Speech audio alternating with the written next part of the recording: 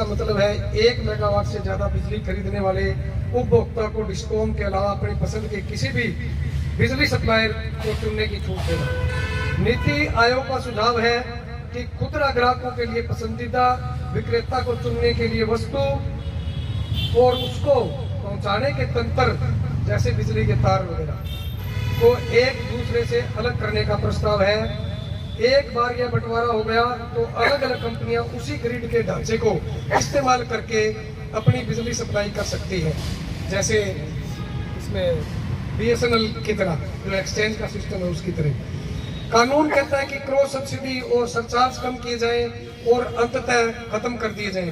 बिजली के दाम बढ़ाकर संकट का पूरा बोझ सरकार लोगों पर डालना चाहती है। सब्सिडी पहुंचने के तरीके को सुधारने के लिए भारत सरकार ने डायरेक्ट बेनिफिट ट्रांसफर DBT की पहल की है। सब्सिडी की रकम सीधे नागरिक के खाते में डाल दी जाती है। स्पष्ट है कि सरकार ने सारी सब्सिडी खत्म करने और बिजली की दरें नई ऊंचाइयों तक पहुंचाने की पूरी योजना बना रखी है, जिसका नतीजा लोगों की जिंदगी और रोजी रोटी को तबाह करना ही होगा।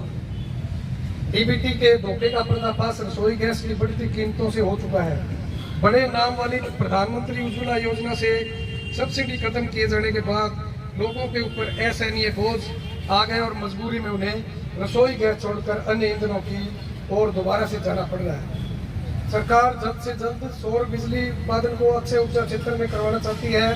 यह विधेयक केंद्र सरकार को अधिकार देगा कि वह राज्य डिस्कॉमों को अक्षय ऊर्जा की खरीद के लिए मजबूर करें। इससे डिस्कॉम निजी कंपनी उत्पादन कंपनियों के ग्राहक बन जाएंगे। केंद्र सरकार जो भी लक्ष्य रखेगी उसको पूरा न करने पर राज्य डिस्कॉमों को दंड भरना होगा। सबको बिजली पहुंचाने के लिए क्रॉस सब्सिडी प्रणाली की अहम भूमिका है। सरकार ने घोषणा की है कि क्रॉस सब्सिडी का अधिकार समझना बंद करके उसे बाजार में बिकने वाली वस्तु समझा जाना चाहिए। सारी जनता को यह बुनियादी सुविधा देने की अपनी सामाजिक जिम्मेदारी से पल्ला झाड़कर सरकार समूचे बिजली वितरण को निजी हाथों में सौंपना चाहती है। भारत असेंबली जिला उपायुक्त के फतेहाबाद के माध्यम से यह प्रस्ताव भेजकर आपसे मांग करती है कि उपरोक्त तथ्यों पर गौर करते हुए निम्नलिखित मांगों को तुरंत प्रभाव से लागू किया जाए। नंबर 1, बिजली संशोधन विधेयक 2023 को तुरंत प्रभाव से वापस लिया जाए। बिजली उत्पादन, ट्रांसमिशन और वितरण को निजी कंपनियों को न देकर सार्वजनिक क्षेत्र में रखा जाए। बिजली क्षेत्र में ठेकाकरण व आउटसोर्स की नीति को तुरंत बंद किया जाए तथा बिजली में कार्यरत तमाम अस्थायी कर्मचारियों को नियमित किया जाए। किसानों व आम गरीब लोगों को मिलने वाली क्रॉस सब्सिडी जारी रखी जाए। बिजली का उत्पादन बढ़ाते हुए जनता को सस्ती व 24 घंटे बिजली दी जाए। धन्यवाद सहित और उसके बीच में ये प्रस्ताव रखा गया है। इस पे सभी चर्चा करेंगे और इस पे सहमति प्रदान करते हुए इस प्रस्ताव को मैं पास करने की अपील करता हूँ। धन्यवाद। हरियाणा कर्मचारी असेंबली की ओर से धन्यवाद। रामनिवास जी, इन्होंने भी बड़ा महत्वपूर्ण प्रस्ताव बिजली के संबंध में रखा है और इसका महत्व इससे भी बढ़ जाता है कि अभी पीछे 1 साल से अधिक संयुक्त किसान मोर्चे का आंदोलन चला और उनके जहां किसानों के अपने मुद्दे थे उसमें एक प्रमुख मुद्दा यही था कि बिजली जो कानून है इसको वापस लिया जाए। इसका मतलब ये कर्मचारी का नहीं, आम जनता का, आम किसान का मुद्दा है। तो बहुत ही महत्वपूर्ण मुद्दे पर इस सदन का ध्यान आकर्षित किया रामनिवास जी ने, उनका धन्यवाद है। और इस चर्चा को, इस प्रस्ताव के आगे और बढ़ाने के लिए मैं आमंत्रित करना चाहूंगा साथी भूप सिंह बड़ोला वाली को कि वो चर्चा में हिस्सा लेंगे, इस प्रस्ताव के ऊपर और रोशनी डालेंगे। बीच में रखा है कि इसको आपकी सरकार लागू ना करे, इसके नुकसान आम जनता को है, कर्मचारी को कम है। और इस दृष्टिकोण से मतलब इसका प्रचार आपकी सरकार ना करे कि ये कर्मचारी इसका विरोध कर रहे हैं। हम ये कह रहे हैं कि ये जो बिजली का अधिकार है ये राज्य का अधिकार हमेशा से है आज़ादी के बाद, और राज्य का अधिकार ही ये रहना चाहिए। क्यों रहना चाहिए? क्योंकि भारत की जो भौगोलिक परिस्थितियां हैं वो हर स्टेट की अलग अलग है। जिस प्रांत की हम हरियाणा की बात कर रहे हैं कि इसका बिजली विधेयक 2023 लागू होने से कितना बड़ा नुकसान हरियाणा की खेती को हो सकता है, उसका अंदाजा शायद इन्होंने नहीं लगाया होगा। हाइडल की बिजली भी है, कोयले से बिजली बनती है, गैस से बिजली बनती है, पानी से बिजली बनती है, परमाणु से बिजली बन रही है। अलग अलग सेक्टर है। इसमें राष्ट्रीय स्तर पर बिजली उत्पादन होता है जो राष्ट्रीय NTPC national thermal power plant है, राष्ट्रीय स्तर पर बिजली उत्पादन करते हैं। अलग अलग स्टेटों में जहाँ बिजली पैदा कम होती है या नहीं होती उनमें वो उनका हिस्सा शेयर होता है। इसी तरह स्टेट के अपने बोर्ड कॉरपोरेशन है वो अपने उनके प्रोजेक्ट है बिजली बनाने के तो स्टॉक किया जा सकता है, ना इसको एक्सेस पैदा किया जा सकता है, ना इसको कम पैदा किया जा सकता है। यदि बिजली का उत्पादन कम पैदा होगा तो बहुत बड़ा शॉर्टेज पैदा हो जाएगा, और यदि इसका ज़्यादा पैदा होती है तो ये फ्रीक्वेंसी बढ़ जाती है तो हमारे थर्मल प्लांट भी उसमें बंद करने पड़ जाते हैं। लेवल प्लेइंग के लिए आवश्यक वातावरण बनाती है, ऐसा समाज जहाँ तिरस्कार न हो। धन्यवाद साहब, कर्मचारी संघ द्वारा आपको प्रस्ताव पेश किया गया है। यहाँ आए हैं तो हम सर्व कर्मचारी संघ की तरफ से आप सबका यहाँ आने पे हाजिरी का अभिनंदन करते हैं। तो हमारा जो कार्यक्रम है कि सरकार जिस तरह तानाशाही की तरफ बढ़ी हुई है और आप सभी साथी भी आम आदमी पार्टी के जितने साथी यहाँ पहुँचे हैं इस कार्यक्रम का समर्थन कर रहे हैं, तो बहुत बहुत धन्यवाद उनका। और कुछ कहना चाहते हैं तो जी से हमारा निवेदन है कि कुछ अगर बात कहना चाहे तो जैसा कि बताया हमारे सुचित ने, ये सड़क कम होती है, समय नहीं मिल पाता, इसलिए हमने निर्णय लिया कि 22 के 22 जिलों में 15 तारीख और 18 तारीख दोनों दिन हम भी ऐसे कर्मचारी असेंबली लगा रहे हैं और 4 प्रस्ताव हमने पास करे 15 तारीख को, जो डीसी के माध्यम से सरकार को भेज दिए। 6 प्रस्ताव आज हम चर्चा कर रहे हैं, वो पास करके हम करता हूँ कि कर्मचारी मुद्दों पे आप भी चर्चाएं कराएं, चाहे वो दिल्ली है, पंजाब है और आगे जहाँ भी आपकी सरकार आती है, कर्मचारी मुद्दों पे भी आप चर्चा करें। धन्यवाद आपका बहुत। ज्ञापन दे दो थोड़ा सा इसमें 10 प्रस्ताव है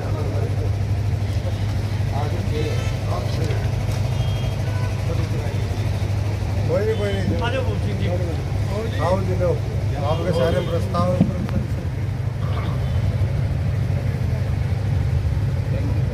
बहुत बहुत धन्यवाद जी।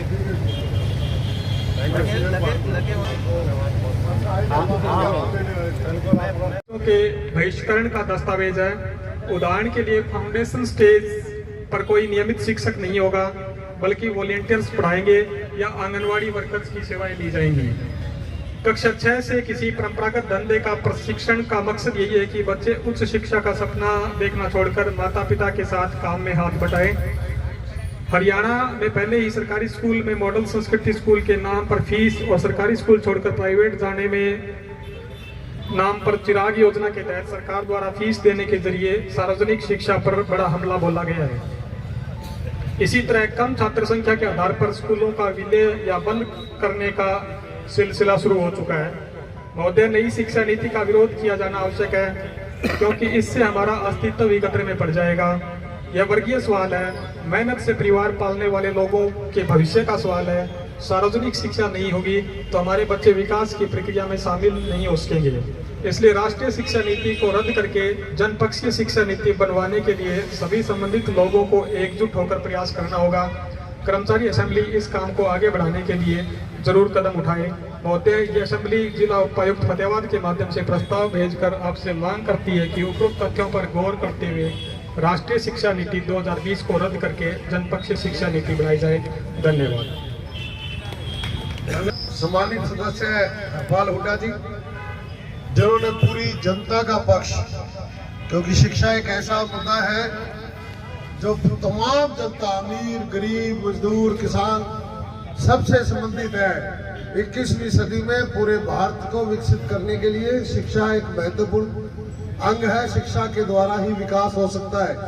तो उस मुद्दे को छुआ है उसके अंदर, और अभी बीच में जो कुछ रुकावट भी आई थी उसकी भी मैं आपको बधाई देता हूं कि आपकी कर्मचारी असेंबली का इतना महत्व है कि जो पॉलिटिकल पार्टी के लोग अपना बदलाव यात्रा पे हैं वो आपके बीच में आए, आपका समर्थन करके गए। और हमने खुलेआम कहा कि भाषणों से अच्छा होता है काम करना। जहां दो सरकारें आपकी हैं वहां प्रस्ताव ये लागू करके दिखाए आप, और जहां आगे कोई सरकार है वहां लागू करना। तो हमारा मैसेज उन तक भी गया है और वो हमारा समर्थन भी करके गए हैं, उनका धन्यवाद भी करते हैं। हम यहाँ है हमारे बीच में। तो इस प्रस्ताव पे अपनी कार्रवाई को आगे बढ़ाते हुए अब मैं अनुरोध करूंगा साथी देशराज माचरा जैसे वो इस प्रस्ताव के ऊपर अपनी और चर्चा को बढ़ाएंगे। इसके बाद अजीत शास्त्री जी। साथी ने हमारी एजुकेशन पॉलिसी पर काफी विस्तार से यहाँ चर्चा की। इसमें मैं एक बात और जोड़ना चाहता हूँ कि हमारे हरियाणा सरकार ने अपनी बीजेपी पार्टी का प्रचार करने के लिए स्कूलों का प्रयोग करना शुरू किया है। इस बात का हम पुरजोर विरोध करते हैं, क्योंकि बच्चे सभी के हैं, वो केवल एक पार्टी या सरकार के नहीं है। तो इस तरह की बातों पर भी हमारे सरकारी संस्थान की राज्य सरकार द्वारा या केंद्र सरकार के द्वारा अपने दल के हित के लिए प्रयोग करने पर भी रोक लगाई जानी चाहिए। ये आपने देखा होगा। सम्मानित साथियों, जैसा कि हरपाल हुड्डा जी ने, बड़े सम्मानित सदस्य हैं, उन्होंने नई शिक्षा नीति 2020 यानी 2020 के बारे में अपना प्रस्ताव रखा है। आप लोग वैसे तो हरियाणा विद्यालय अध्यापक संघ लगातार 2-3 साल से प्रयासरत है कि नई शिक्षा नीति के जो आने वाले प्रभाव हैं, बुरे प्रभाव समाज पे होंगे उनके बारे में। लेकिन हमारे बीच आज अन्य विभागों के साथी हैं। हरपाल हुड्डा जी ने विस्तृत रूप से वो बात रखी है कि जो नई शिक्षा नीति है अगर वो लागू होती है तो हमारे देश के जो गरीब तबके के लोग हैं, लगभग 40 से 45% लोग वो शिक्षा से वंचित रह जाएंगे। जिस प्रकार से शिक्षा के ढांचे को तोड़ा जा रहा है, पहली दूसरी क्लास को आंगनबाड़ी या और दूसरे प्ले स्कूलों में दिया जा रहा है, और 6ठी 7वीं में वो चीजें जो कि फेल हो चुकी हैं वो लागू की जा रही हैं। और आज वो समय आ रहा है कि किसी स्कूल में अध्यापक नहीं है। हमारी सरकारें जो है विकास यात्रा शुरू कर रही है, किसी भी स्कूल में अध्यापक नहीं है, विकास कैसे होगा? जबकि बच्चे जो है हमारे देश की प्रॉपर्टी हैं। इस देश में पैदा होने वाले हर बच्चे को शिक्षा का अधिकार होना चाहिए है, उसका हम पुरजोर समर्थन करते हैं। ये शिक्षा नीति क्यों रद्द हो, इसकी एक वानगी हम हरियाणा में देख सकते हैं। आज खुद हरियाणा सरकार कह रही है कि 3.5 लाख बच्चे हरियाणा के स्कूलों में नहीं है। स्कूल जाने की उम्र के 3.5 लाख बच्चे आज स्कूलों में नहीं है। होना तो ये चाहिए था कि उससे शिक्षा नीति स्कूल बढ़ाती और 3.5 लाख बच्चों को स्कूल में लेके आती, HTET CTET पास बच्चों को रोजगार मिलता। कि शिक्षा नीति के तहत हो क्या रहा है, सरकार ने किया क्या है? 4801 स्कूल पिछले साल बंद कर दिए, तो अब शिक्षा बढ़ेगी कि घटेगी? और 1076 स्कूल अब बंद करने की तैयारी में। इतनी महंगी होगी, जनता उतनी अनपढ़ होगी। इसलिए इस शिक्षा नीति को रद्द किया जाए, इसकी जगह पे जनपक्षीय शिक्षा नीति लागू की जाए। ये प्रस्ताव पास करके सरकार को भेजा जाए। बहुत बहुत धन्यवाद। समर्थन करें जो प्रस्ताव को पास करना चाहते हैं, करवाना चाहते हैं। धन्यवाद साथियों, हाथ नीचे करें अपने। ऐसा भी नहीं है तो हम कह सकते हैं कि ये जो प्रस्ताव नंबर 9 था, राष्ट्रीय शिक्षा नीति को रद्द करते हुए जनपक्षीय शिक्षा नीति लागू की जाए, हुड्डा साहब ने रखा है। ये सर्वसम्मति से इस कर्मचारी असेंबली में पारित किया जाता है। और जैसे कि बाकी प्रस्ताव हमारे हम कह चुके हैं, इसको हम सरकार के पास भेजने का काम करेंगे। तो साथियों की ओर आकर्षित करना चाहती है। आज के समय पर परिवहन सुविधा, यात्रा, माल ढुलाई, शिक्षा संस्थानों, स्वास्थ्य सेवाओं और सार्वजनिक विभागों के सहज, समयबद्ध और सुरक्षित संचालन के लिए सड़क परिवहन का बहुत ज्यादा महत्व है। किसी की भी गाड़ी उठा करके वो किसी का भी गलत रजिस्ट्रेशन हो सकता है। हमें ये कह रहे हैं कि ये आरटीओ ऑफिस में एमबीओ द्वारा ही गाड़ियों को पासिंग करवाया जाए, जो अलग अलग कंपनियों को दे करके जो पासिंग का कार्य करवा रहे हैं। जैसे टाटा, अशोका लीलैंड की जो गाड़ियां हैं उन्हीं के मालिकों को उनका रजिस्ट्रेशन और उनको पासिंग करने का काम दे रही है सरकार। विशेष करके साथियों, जो परमिटों की बात है हरियाणा रोडवेज के अंदर, आज लगातार सरकार रोडवेज के अंदर नहीं प्राइवेट बसों को परमिट देने पर जुटी हुई है।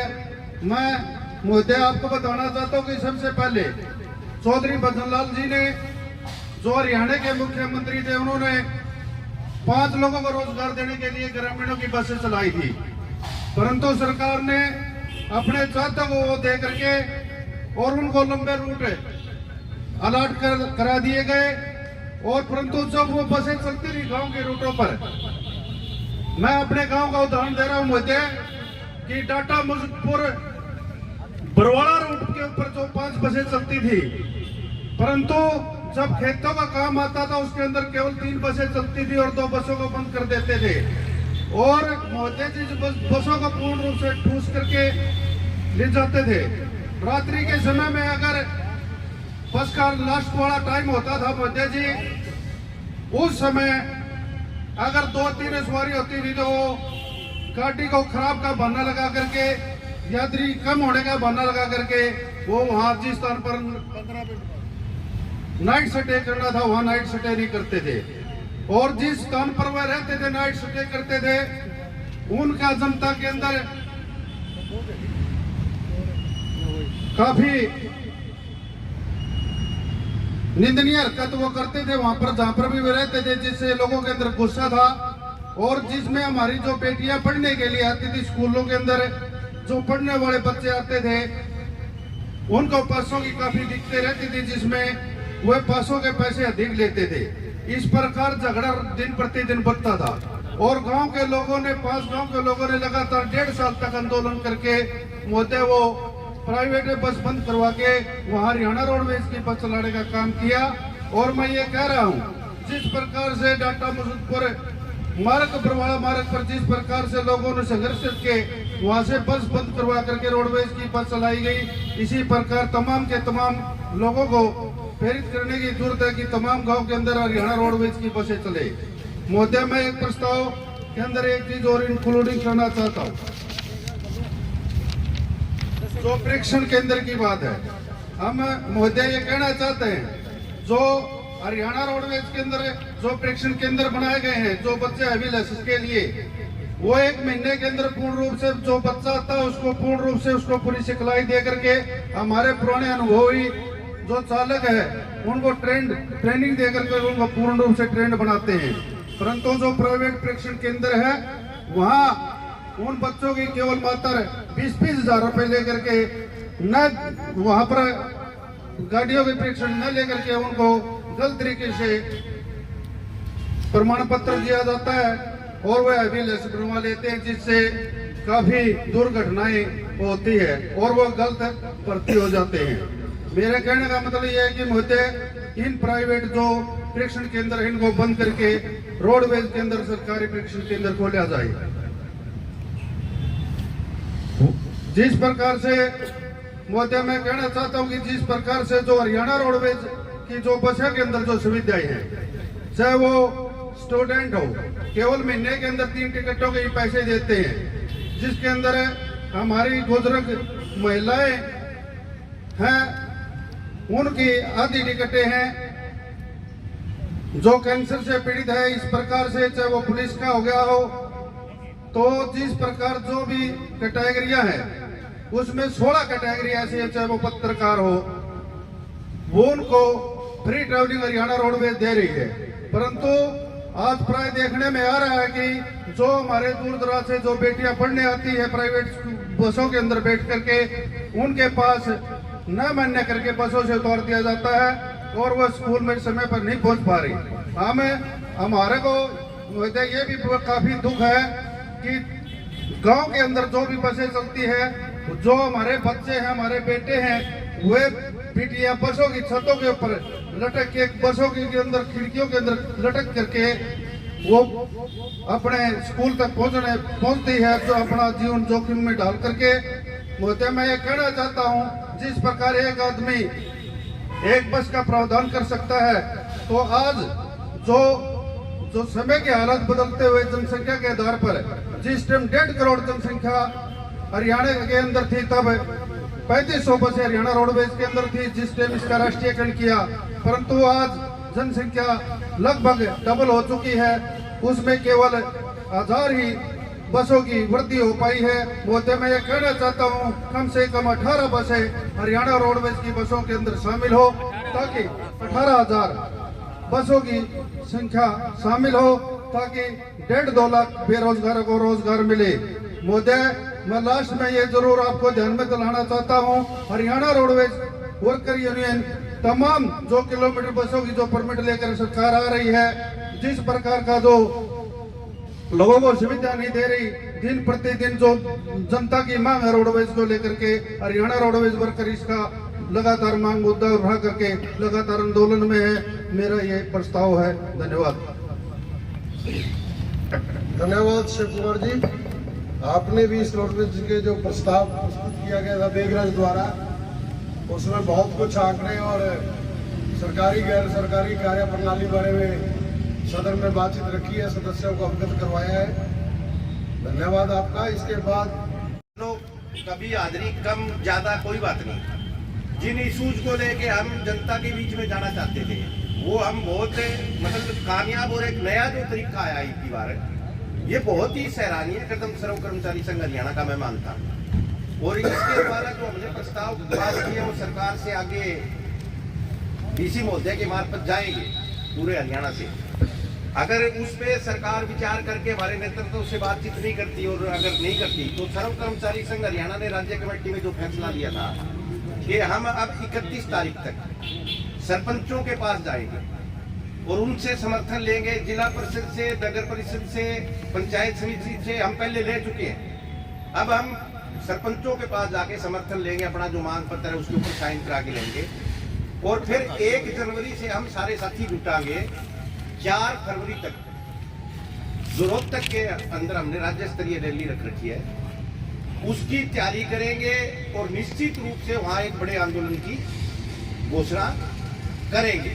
जो उसके बाद मार्च के अंदर मुझे लगता है कि लोकसभा के इलेक्शन की डेटें तय हो जाएगी, और जो आचार संहिता का शब्द आज हमने प्रस्ताव में पास किया था कि वो सरकारी कर्मचारियों पे नहीं होना चाहिए, और सरकार उसका एक बहाना लेके आती है कि आचार संहिता लगती, जबकि संवैधानिक रूप से एक बार सर्व कर्मचारी संघ ने फैसला लिया है कि सरकारी कर्मचारी इस आचार संहिता के हिस्से में नहीं आते।